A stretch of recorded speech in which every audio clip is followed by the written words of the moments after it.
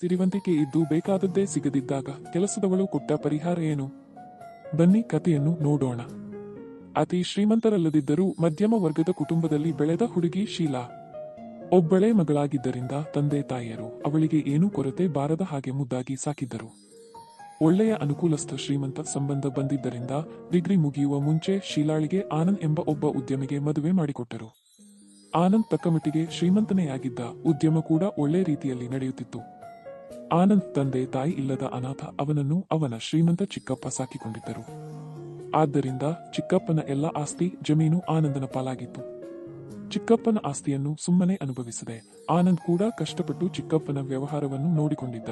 ಇದನ್ನೆಲ್ಲ ಕಂಡ ಶೀಲಾಳ ಮನೆಯವರಿಗೆ ಆನಂದ್ ತಮ್ಮ ಮಗಳನ್ನು ಚೆನ್ನಾಗಿ ನೋಡಿಕೊಳ್ಳಬಲ್ಲ ಅನ್ನಿಸಿತು. ಹಾಗಾಗಿ ಶೀಲಾಳ ತಂದೆ ತಾಯಿಗೆ ಇವರ ಸಂಬಂಧ ತುಂಬಾ ಇಷ್ಟವಾಯಿತು.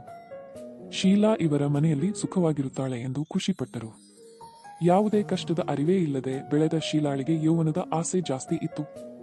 ಇನ್ನು 20ರ ಶೀಲಾ ಕಾಲೇಜಲ್ಲಿ ಡಿಗ್ರಿಯ ಪುಸ್ತಕ ಓದಿದ್ದಕ್ಕಿಂತ ಜಾಸ್ತಿ ರೊಮ್ಯಾಂಟಿಕ್ ಕಾದಂಬರಿಗಳನ್ನೇ ಓದಿದ್ದು ಹೆಚ್ಚು. ಕಾದಂಬರಿಗಳಲ್ಲಿ ಬರುವ ಗಂಡು ಹೆಣ್ಣಿನ ಪ್ರಣಯ ಕಥೆಗಳು ಶೀಲಾಳಿಗೆ ಮೈ ರೋಮಾಂಚನಗೊಳಿಸುತ್ತಿತ್ತು. ಸದಾಕಾಲ ಪ್ರಣಯದ ಕನಸುಗಳಲ್ಲಿ ತೇಲುತ್ತಿದ್ದಳು. ವಯೋಸಹಜವಾಗಿ ಹೆಣ್ಣಿನ ಪ್ರಣಯದ ಕುತೂಹಲ ಕೂಡ ಇತ್ತು. ಅದೇ ಸಮಯಕ್ಕೆ ಸರಿಯಾಗಿ ಮನೆಯಲ್ಲಿ ಮದುವೆಯ ಪ್ರಸ್ತಾಪ ಮಾಡಿದ್ದರಿಂದ ಶೀಲಾ ಡಿಗ್ರಿ ಮುಗಿಸುವ ಗೋಜಿಗೆ ಹೋಗಲಿಲ್ಲ. ಅಲ್ಲದೆ ಆನಂದನನ್ನು ಕಂಡ ಕೂಡಲೇ ತನ್ನ ಕನಸಿನ ರಾಜ್ಕುಮಾರ ಇವನೇ, ಇವನೊಂದಿಗೆ ತಾನು ರೋಮಾಂಚಕಾರಿಯಾದ ಕನಸನ್ನು ಕಂಡು ಮದುವೆ ಆಗಲು ತುದಿಗಾಲಲ್ಲಿ ನಿಂತಳು. ಆನಂದ ಕೂಡ ಸದೃಢ ಯುವಕ, ನೋಡಲು ಸುಂದರವಾಗಿದ್ದ. ಎಂಥ ಹುಡುಗಿಯರು ಕೂಡ ತಿರುಗಿ ನೋಡುವಂತ ಮೈಕಟ್ಟು. ಆದರೆ ಚಿಕ್ಕಂದಿನಿಂದ ತಂದೆ ತಾಯಿಯ ಪ್ರೀತಿ ಇಲ್ಲದೆ ಚಿಕ್ಕಪ್ಪನ ಪ್ರೀತಿಯಲ್ಲಿ ಬೆಳೆದಿದ್ದರಿಂದ ಅವನಿಗೆ ಚಿಕ್ಕಪ್ಪ ಎಂದರೆ ಒಂದು ತೂಕ ಪ್ರೀತಿ ಜಾಸ್ತಿ. ಈ ಅನಾಥನಿಗಾಗಿ ಚಿಕ್ಕಪ್ಪ ತುಂಬಾ ಕಷ್ಟಪಟ್ಟು ಅವರ ಎಲ್ಲಾ ವ್ಯವಹಾರದ ಆಸ್ತಿಯ ಉತ್ತರಾಧಿಕಾರವನ್ನು ಕೊಟ್ಟಿದ್ದರಿಂದ ಚಿಕ್ಕಪ್ಪನನ್ನು ಚೆನ್ನಾಗಿ ನೋಡಿಕೊಳ್ಳಬೇಕು ಅನ್ನುವ ಹಂಬಲ. ಅಲ್ಲದೆ ಆಸ್ತಿಯನ್ನು ಇನ್ನೂ ದುಪ್ಪಟ್ಟು ಮಾಡಬೇಕು, ವ್ಯವಹಾರವನ್ನು ಇನ್ನೂ ವಿಸ್ತರಿಸಬೇಕೆಂಬುದು ಆನಂದನ ಆಸೆ.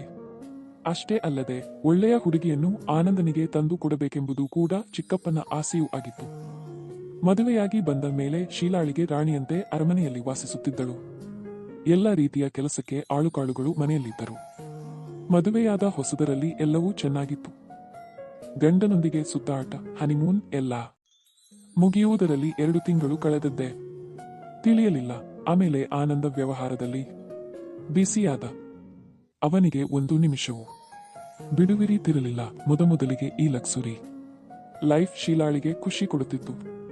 ಭವ್ಯ ಬಂಗಲೆ, ಮನೆಯಲ್ಲಿ ಆಳುಗಳು, ಮನೆಯಿಂದ ಆಚೆ ಹೋಗಲು ಕಾರು, ಬೇಕಾದದ್ದೆಲ್ಲ ಮನಸ್ಸಲ್ಲಿ ನೆನೆಸಿಕೊಳ್ಳುವ ಮೊದಲೇ ಕಣ್ಮುಂದೆ ಹಾಜರಾಗುತ್ತಿತ್ತು. ಮಧ್ಯಮ ಕುಟುಂಬದಲ್ಲಿ ಬೆಳೆದು ಬಂದಿರುವ ಶೀಲಾಗೆ ಈ ಆಸ್ತಿ ಸ್ವಲ್ಪ ಜಾಸ್ತಿಯೇ ಅನಿಸಿತು. ಹಾಗಾಗಿ ಶೀಲಾಳಿಗೆ ಈ ಪ್ರಪಂಚದಲ್ಲಿ ತಾನೇ ಸುಖಿ ಎಂದು ಭಾಸವಾಗತೊಡಗಿತು. ಆದರೆ ಕ್ರಮೇಣ ಗಂಡ ಬಿಜಿಯಾಗಿರುವುದರಿಂದ ನನಗೆ ಬೇಕಾದ ಸುಖ ಮಾತ್ರ ಸಿಗುತ್ತಿಲ್ಲ. ಇದೆಲ್ಲ ಸುಖಕ್ಕಿಂತ ಗಂಡನ ಸನಿಹದಲ್ಲಿರುವ ಸುಖ ಇದಕ್ಕಿಂತ ಹೆಚ್ಚು ಎಂದು ಭಾಸವಾಗತೊಡಗಿತು. ಅದೆಷ್ಟೋ ರಾತ್ರಿ ಹಗಲುಗಳ ವಿರಹದಿಂದಲೇ ಕಳೆಯುವ ಹಾಗಾಯಿತು. ಗಂಡನು ವ್ಯವಹಾರದಲ್ಲಿ ಬಿಜಿಯಾಗಿರುವುದರಿಂದ ಕೆಲವೊಮ್ಮೆ 10-15 ದಿನಗಳಿಗೊಮ್ಮೆ ಮನೆಗೆ ಬಂದು ಹೋಗುತ್ತಿದ್ದನು. ಇವಳ ಕಷ್ಟ ಅವನಿಗೆ ಅರ್ಥವಾಗುತ್ತಿರಲಿಲ್ಲ, ಅಥವಾ ಅರ್ಥವಾದರೂ ಅವನೇನು ಮಾಡುವ ಸ್ಥಿತಿಯಲ್ಲಿರಲಿಲ್ಲ. ನಿನಗೆ ಮನೆಯಲ್ಲಿ ಎಲ್ಲ ಅನುಕೂಲ ಇದೆ ತಾನೆ, ಮತ್ತಿನ್ಯಾಕೆ ಯೋಚನೆ? ಅವಾಗವಾಗ ಬರ್ತಾ ಇರ್ತೀನಲ್ಲ, ಏನು ಯೋಚನೆ ಇಲ್ಲದೆ ಹಾಯಾಗಿ ರಾಣಿ ಅಂತಿರು ಎಂದು ಮುದ್ದಿಸುತ್ತಿದ್ದರು. ಆದರೂ ಅವಳಿಗೆ ಬೇಕಾದ ಅವಳ ಕನಸಿನ ಸುಖ ಅವಳಿಗೆ ಸಾಕಷ್ಟು ಸಿಗುತ್ತಿರಲಿಲ್ಲ. ಸೀರೆ, ಒಡವೆ, ಮನೆ ಎಲ್ಲ ಇದ್ದರೂ ಅಗತ್ಯವಿದ್ದ ದೇಹದ ಸುಖ ಸಿಗುತ್ತಿರಲಿಲ್ಲ. ಇದರಿಂದ ಅವಳು ಫಿಲಂ ನೋಡಿಯೋ ಕಾದಂಬರಿ ಓದಿಕೊಂಡು ತನಗೆ ತಾನೇ ಸಮಾಧಾನ ಮಾಡಿಕೊಳ್ಳುತ್ತಿದ್ದಳು. ಇನ್ನೆಷ್ಟು ದಿನ ತಾನು ಇದರಿಂದ ವಂಚಿತಳಾಗಬೇಕು ಎಂದು ಕೊರಗುತ್ತಿದ್ದಳು. ಹೀಗಿರುವಾಗ ಅಪರೂಪಕ್ಕೆ ಗಂಡ ಮನೆಗೆ ಬಂದರೂ ಅವನಿಗೆ ಸುಸ್ತಾಗಿರುತ್ತಿತ್ತು. ಇವಳು ಜಾತಕ ಪಕ್ಷಿಯಂತೆ ಅವನನ್ನೇ ಕಾಯುತ್ತಿದ್ದಳು. ಆದರೆ ಅವಳ ಗಂಡ ಮನೆಗೆ ಬಂದರೂ ಮತ್ತೆ ಪುನಃ ವ್ಯವಹಾರಕ್ಕೆ ಹೊರಡುವ ತರಾತುರಿಯಲ್ಲಿ ಇರುತ್ತಿದ್ದ ಅವನಿಗೆ ಹೆಂಡತಿಯ ಮೇಲೆ ಅಷ್ಟೊಂದು ಗಮನ ಹರಿಸಲು ಆಗುತ್ತಿರಲಿಲ್ಲ. ಒಂದು ವೇಳೆ ಇವಳ ಜೊತೆ ಇದ್ದರೂ ಅವಳಿಗೆ ಬೇಕಾದಷ್ಟು ಸುಖ ಸಿಗುತ್ತಿರಲಿಲ್ಲ. ಇದರಿಂದ ಅವಳು ಮನಸ್ಸಿನೊಳಗೆ ಕೊರಗುತ್ತಿದ್ದಳು. ಒಮ್ಮೆ ಶೀಲಾ ದೇವಸ್ಥಾನಕ್ಕೆ ಹೋಗಿ ಬರುತ್ತಿದ್ದಳು. ಹಾಗೆ ಬರುವಾಗ ರಸ್ತೆಯ ಬದಿಯಲ್ಲಿ ಒಬ್ಬ ಗಿಡಮೂಲಿಕೆ ಮಾರುವ ಬಾಬಾ ಸಿಕ್ಕಿದ. ಗಿಡಮೂಲಿಕೆಯಲ್ಲಿ ಬೇರೆ ಬೇರೆ ರೋಗಗಳನ್ನು ಗುಣಪಡಿಸುವ ಗಿಡಮೂಲಿಕೆಗಳು ಇದ್ದವು. ಅವುಗಳಲ್ಲಿ ಗಂಡಸಿನ ಶಕ್ತಿಯನ್ನು ವೃದ್ಧಿಸುವ ಗಿಡಮೂಲಿಕೆ ಕೂಡ ಇತ್ತು. ಅದನ್ನು ನೋಡಿದ ಶೀಲಾ ಅದನ್ನು ದುಡ್ಡು ಕೊಟ್ಟು ಖರೀದಿಸಿದಳು. ಅದನ್ನು ಶೀಲಾಳ ಜೊತೆ ಇದ್ದ ಕೆಲಸದವಳು ನೋಡಿದಳು. ಯಾಕೆ ಎಂದು ಪ್ರಶ್ನಿಸುವ ಧೈರ್ಯವನ್ನು ಮಾಡಲಿಲ್ಲ. ಆದರೆ ಕೆಲಸದವಳು ಗೌರಿಗೆ ಶೀಲಾ ಗಂಡನ ಸುಖದಿಂದ ವಂಚಿತಳಾಗಿದ್ದಾಳೆ ಎಂದು ಅರ್ಥವಾಯಿತು. ಒಮ್ಮೆ ಹಬ್ಬದ ಶಾಪಿಂಗ್ ಅನ್ನು ಮುಗಿಸಿ ಶೀಲಾ ಮನೆಗೆ ವಾಪಸ್ ಆದಳು. ಅವಳಿಗೆ ತುಂಬಾ ಸುಸ್ತು ಆಗಿದ್ದುದರಿಂದ ಗೌರಿಯನ್ನು ಕರೆದು ಸ್ವಲ್ಪ ಮಸಾಜ್ ಮಾಡುವಂತೆ ಹೇಳಿದಳು. ಗೌರಿ ಶೀಲಾಳನ್ನು ಮಲಗಲು ಹೇಳಿದಳು. ಚೆನ್ನಾಗಿ ಮಸಾಜ್ ಮಾಡುತ್ತಿರುವಾಗ ಗೌರಿಯ ಕೈ ಸ್ಪರ್ಶ ಶೀಲಾಗೆ ರೋಮಾಂಚನವಾಯಿತು. ಇನ್ನು ಚೆನ್ನಾಗಿ ಮಸಾಜ್ ಮಾಡುವಂತೆ ಕೇಳಿಕೊಂಡಳು. ಶೀಲಾ ತನ್ನ ಬಟ್ಟೆಯನ್ನೆಲ್ಲ ಬಿಚ್ಚಿಟ್ಟು ಬರೀ ಒಳ ಉಡುಪಿನಲ್ಲಿ ಮಲಗಿಕೊಂಡಳು. ಶೀಲಾಳ ಸುಂದರ ಬೆನ್ನನ್ನು ನೋಡಿ ಗೌರಿ ಮನಸ್ಸಲ್ಲೇ ಅಂದುಕೊಂಡಳು, ಇಷ್ಟು ಸುಂದರವಾಗಿರುವ ಇವಳ ಮೈಯನ್ನು ಇವಳ ಗಂಡ ದಿನವೂ ಎಂಜಾಯ್ ಮಾಡದೇ ಇರೋಕೆ ಹೇಗೆ ಸಾಧ್ಯ ಅಂತ. ಗೌರಿ ಮಸಾಜ್ ಮುಂದುವರೆಸಿದಳು. ಎಣ್ಣೆ ಹಚ್ಚಿ ಮೈಯನ್ನು ಉಜ್ಜುವಾಗ ಶೀಲಾ ಸುಖದಿಂದ ನರಳುತ್ತಿದ್ದಳು. ಅವಳು ಮಾಡುವ ವರ್ತನೆಯಿಂದ ಕೆಲಸದವಳಿಗೆ ಎಲ್ಲ ಅರ್ಥವಾಯಿತು.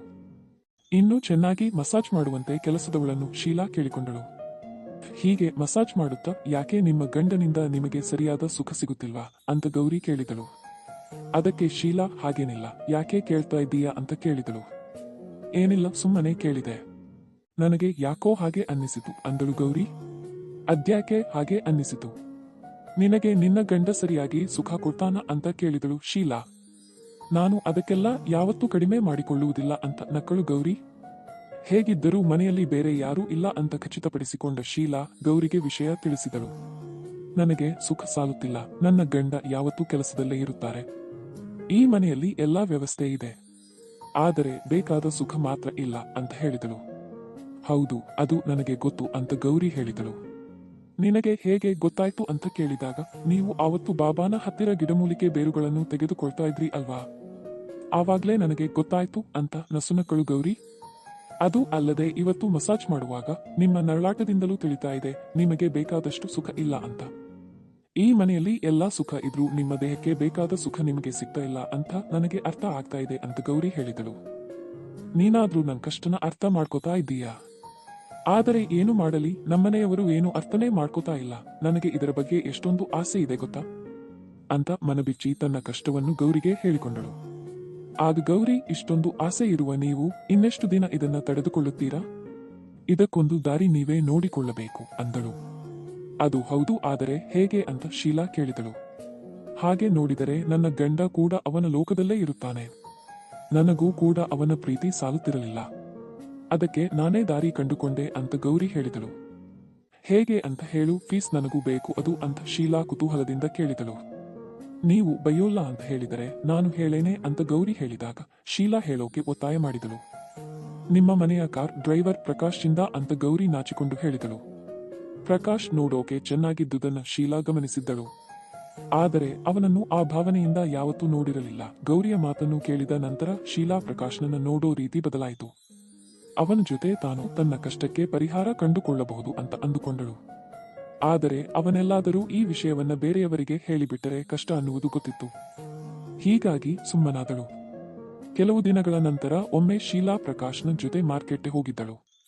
ದಾರಿಯಲ್ಲಿ ಒಮ್ಮೆ ಅವನನ್ನು ಪರೀಕ್ಷೆ ಮಾಡಬೇಕು ಅಂತ ಅನ್ನಿಸಿ ತನ್ನ ಸೆರಗನ್ನು ಸ್ವಲ್ಪ ಸರಿಸಿ ತನ್ನ ಎದೆಯ ಭಾಗ ಸ್ವಲ್ಪ ಕಾಣುವ ಹಾಗೆ ಮಾಡಿ ಕುಳಿತಳು. ಪ್ರಕಾಶ್ ಅದನ್ನು ನೋಡಿ ಆಗಾಗ ಶೀಲಾಳ ಕಡೆ ತಿರುಗಿ ನೋಡುತ್ತಿದ್ದ. ಸರಿಯಾಗಿ ಮುಂದೆ ನೋಡಿಕೊಂಡು ಗಾಡಿ ಓಡಿಸು, ನಾನು ಗೌರಿಯಲ್ಲ ಅಂತ ಕೋಪ ಬಂದಿರುವವಳ ಹಾಗೆ ಹೇಳಿದಳು. ಪ್ರಕಾಶೆ ಆಶ್ಚರ್ಯವಾಯಿತು.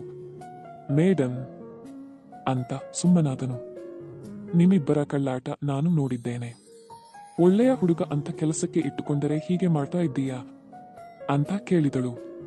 ಸಾರಿ ಮೇಡಮ್, ದಯವಿಟ್ಟು ಇದನ್ನು ಯಜಮಾನರಿಗೆ ಹೇಳಬೇಡಿ, ನನ್ನ ಕೆಲಸ ಹೋಗುತ್ತದೆ ಅಂತ ಕೇಳಿಕೊಂಡನು. ಆಯ್ತು, ಆದರೆ ನೀನು ನಾನು ಹೇಳಿದಂತೆ ಕೇಳಿದರೆ ಮಾತ್ರ ಅಂತ ಹೇಳುತ್ತಾಳೆ. ಆಯ್ತು ಅಂತ ಪ್ರಕಾಶ್ ಒಪ್ಪಿಕೊಳ್ಳುತ್ತಾನೆ. ಅವಕಾಶ ತಾನಾಗಿಯೇ ನನ್ನನ್ನು ಅರಸಿಕೊಂಡು ಬಂದಿದೆ ಅಂತ ಶೀಲಾ ಖುಷಿ ಪಡುತ್ತಾಳೆ. ಅಂದಿನಿಂದ ಪ್ರಕಾಶ್ನನ್ನು ಆಗಾಗ ಮನೆಯಿಂದ ದೂರ ಕರೆದುಕೊಂಡು ಹೋಗಿ ಮಜಾ ಮಾಡಿಕೊಂಡು ಬರುತ್ತಾಳೆ. ಇದನ್ನು ಗೌರಿಗೂ ಕೂಡ ತಿಳಿಯದ ಹಾಗೆ ನೋಡಿಕೊಳ್ಳುವಂತೆ ಪ್ರಕಾಶೇ ಹೇಳುತ್ತಾಳೆ. ಈ ಕಥೆಯ ಬಗ್ಗೆ ನಿಮ್ಮ ಅನಿಸಿಕೆ ಹೇಳಿ. ಕತೆ ಇಷ್ಟವಾದರೆ ಬೇರೆಯವರೊಂದಿಗೆ ಹಂಚಿಕೊಳ್ಳಿ.